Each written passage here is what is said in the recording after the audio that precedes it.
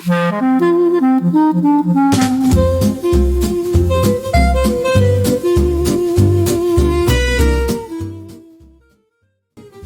with joy.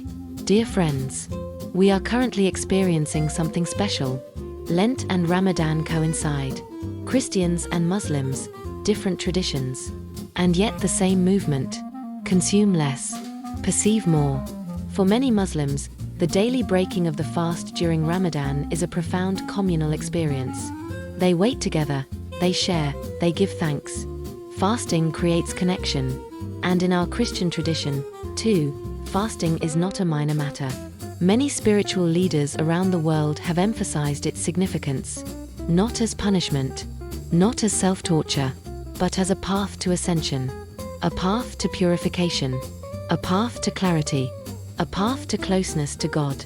When we hear the word fasting, many of us first think of deprivation, of eating less, of discipline, perhaps even of suffering and hardship. But spiritual traditions teach us something else. Fasting is not a loss.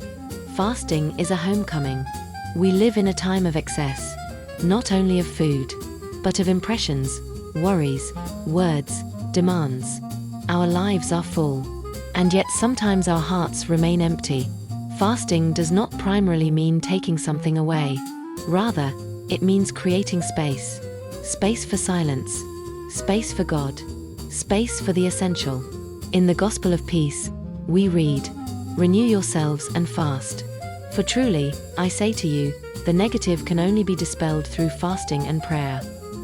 Fasting is purification, not only physically, but also internally. We all carry something with us: resentment, restlessness, unprocessed thoughts, heaviness. Fasting helps us to let go of this ballast.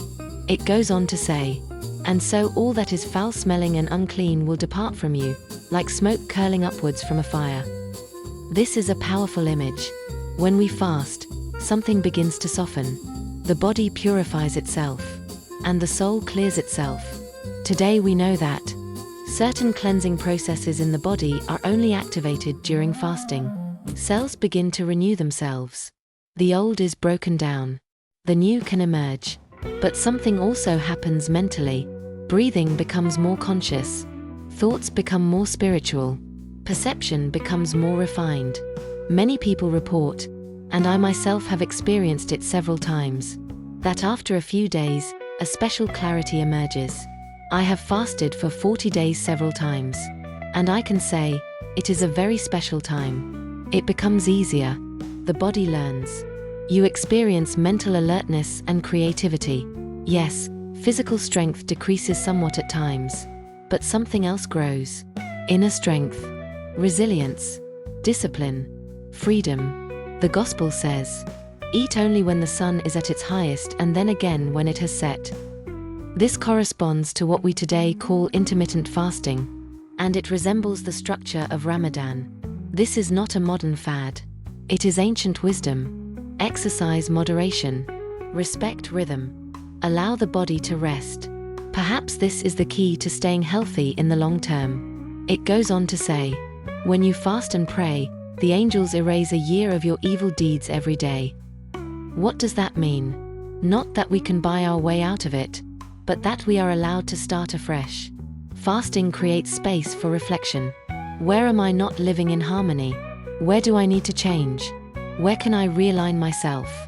Fasting is not just physical abstinence. It is prayer with the whole person.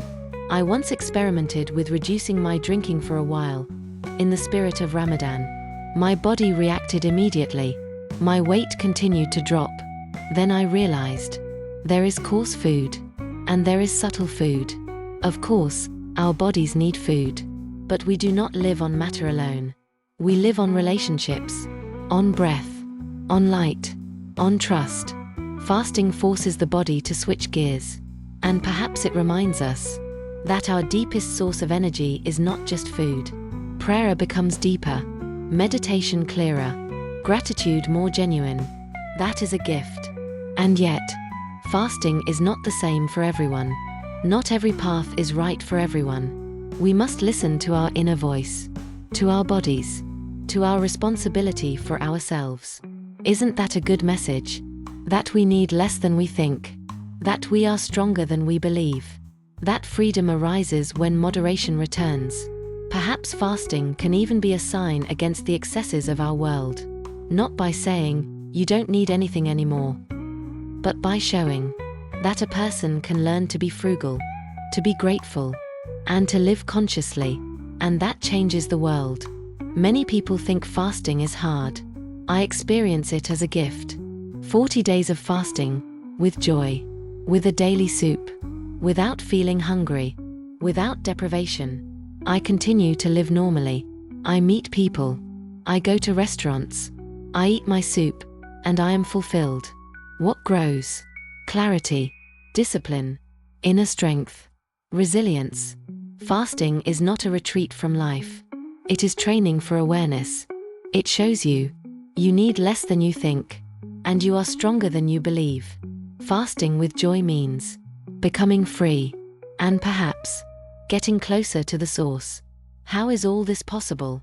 There is apparently coarse and subtle food. Fasting forces the body to switch gears, so to speak. The energy source is then cosmic energy, which is greatly supported by pranic breathing. And now the best part, I had a complete blood count done at the end. All the values were perfect, including the vitamins and minerals. How can that be? I hardly ate anything and my body weight stabilized. One possible explanation is that the body produced everything it needed from the fluid through transmutation. This process has already been observed in chickens. The energy source was of a subtle nature. That is perhaps why prayer and contemplation are so deep and meaningful at this time. Isn't that good news for the world? If we focus on reaching a certain level of consciousness, we no longer need solid food. However, this is not the right path for everyone. You have to listen to your inner voice.